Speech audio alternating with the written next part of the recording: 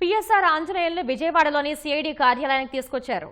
దీనికి సంబంధించిన మరిన్ని వివరాలను మా ప్రతినిధి జయప్రకాష్ నుండి తెలుసుకుందాం.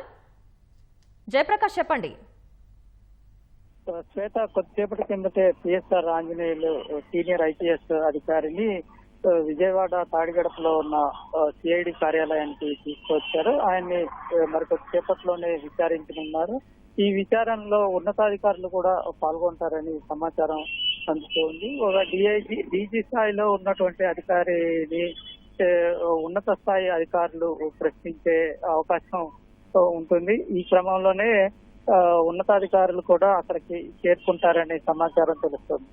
ఇందులో ప్రస్తుతం ఉన్నటువంటి ఆధారాల ప్రకారం ఈ ముంబై నటి కేసులో కీలకంగా వ్యవహరించిన పిఎస్ఆర్ ఆంజనేయులు ఇప్పటి వరకు హైకోర్టులో పిటిషన్లు దాఖలు చేయడం, ఎటువంటి రక్షణ పొందడం చేయలేదు. మిగతా నిందితులుగా ఉన్నటువంటి మిగతా వాళ్ళు ఒక కుక్కల విద్యాసాగర్ మినహా మిగతా వాళ్ళంతా పిటిషన్ దాఖలు చేసి కోర్టుల నుంచి రక్షణ పొందారు.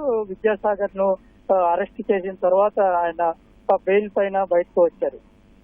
ఇప్పుడు ఈ కేసులో ప్రధానంగా మొదటి నుంచి చివరి వరకు అన్ని తానే నడిపించిన పిఎస్ఆర్ ఆంజనేయులు అరెస్ట్ కావటం, ఇందులో ఇంకా కొన్ని ప్రశ్నలకు సమాధానాలు రాబట్టాల్సిన అవసరం ఎంతైనా ఉంది. ఈ అసలు ఎవరు ఆదేశాల మేరకు కేసు కట్టారు అనేది ఇప్పటి వరకు బయటికి రాలేదు.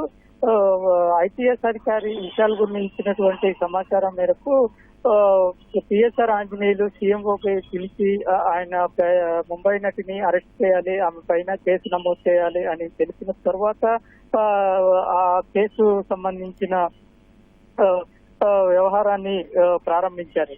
అయితే అసలు పిఎస్ఆర్ ఆంజనేయులకి ఎవరు ఆదేశాలు జారీ చేశారు, కీలక నేతలు ఎవరైనా ఉన్నారా, అదే విధంగా మిగతా అధికారులు ఇంకా ఉన్నత స్థాయి అధికారులు ఎవరైనా ఉన్నారా అనేటువంటి విషయాలు ఇంకా తెలియలేదు. కాబట్టి ఈ అంశాలను తెలుసుకునేందుకు ఈ రోజు విచారణలో ఈ అంశాలు ఖచ్చితంగా బయటకు వస్తాయి. మరికొన్ని ప్రశ్నలకు ఇంకా తెలిసే అవకాశం ఉంటుంది. కాబట్టి ఈ రోజు ఇప్పుడు కొద్దిసేపటి కిందటే సిఐడి కార్యాలయానికి ఆయన్ని తీసుకువచ్చారు. మరికొద్దిసేపట్లోనే విచారణ ప్రారంభిస్తారు. విచారణ తర్వాత ఆయన వైద్య పరీక్షలకు ఆసుపత్రికి పంపి అనంతరం విజయవాడలో ఉన్నటువంటి సిఐడి కోర్టులో హాజరుపరుస్తారని మనకి తెలుస్తోంది. ఇప్పుడు ఉన్నటువంటి నిబంధనల ప్రకారంగా అరెస్ట్ చేసిన తర్వాత 24 గంటల్లోపు కోర్టులో హాజరుపరచాలి. దానికి ఇంకా సమయం ఉన్నందున పోలీసులు సిఐడి పోలీసులు విచారణ చేపట్టే అవకాశాలు ఉన్నాయి. దీంతో పాటు ఈ కేసులో ఇప్పటి వరకు మిగతా వారి నుంచి తీసుకున్నటువంటి స్టేట్మెంట్లు, పోలీసులకి సిఐడి పోలీసులకి దొరికినటువంటి ఆధారాలు, వీటన్నిటినీ రిమాండ్ రిపోర్ట్ లో రాయాల్సిన అవసరం ఉంది.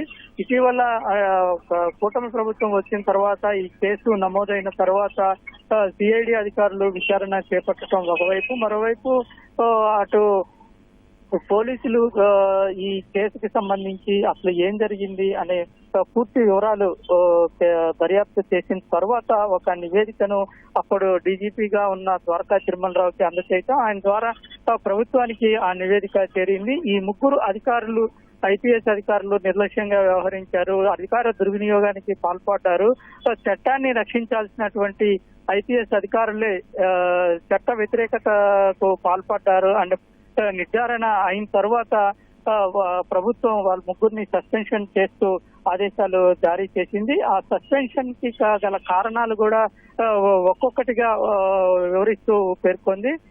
ఇటు పిఎస్ఆర్ ఆంజనేయులు విషయంలో ప్రతి ఒక్కటి ఆదేశాలు ఆయన ఆదేశించారు, ప్రతి ఒక్క విషయాన్ని ఆయన మానిటరింగ్ చేశారు అనే అంశాన్ని అందులో పేర్కొన్నారు.